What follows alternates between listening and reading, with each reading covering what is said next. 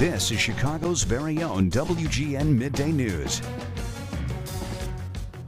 The White Sox are reportedly in serious talks to build a new ballpark in the South Loop. The property is a piece of undeveloped land that is known as the 78. Eric Wong is at Guaranteed Rate Field with more on this possible development. Eric.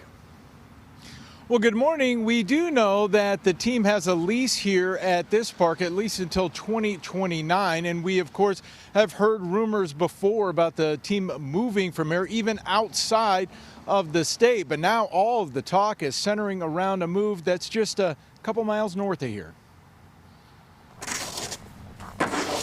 When snow is covering sidewalks, the White Sox may not be top of mind, but in Bridgeport, the Southside team is never not a thought. We've been around everything that has to do with the Sox basically since I was growing up. At 20, Mario Torme and his co-worker and buddy Tyler Seachy think of Sox Park somewhat like their neighborhood park. It's just something to do all the time, growing up you get bored and your friends would be like, hey, let's just go to the Sox game. So it was always just something that we could do. And they both have seen plenty of games over the years. That could change, however. The Sun-Times reporting the team is in serious discussions to build a new park near Clark and Roosevelt in what's called the 78, and what's also been called the best undeveloped piece of real estate in the city, which could turn into Chicago's 78th neighborhood. If they were to move, I think it would be a kind of a hit to the community and a lot of businesses around here.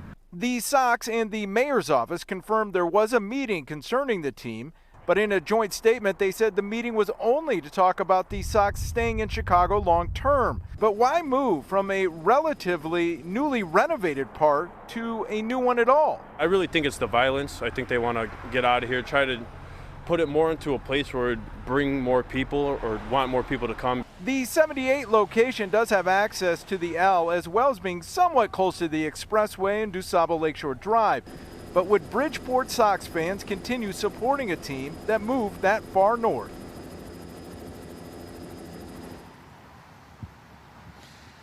Now, we did contact Related Midwest. It owns the land where this park would sit. It did not have any comment on any type of discussions with the team. Obviously, the Bears are also looking for a new home, but the Sun-Times is reporting that the team is not interested in the 78. We're live at Sox Park. I'm Eric Rung, WGN News. Thank you, Eric.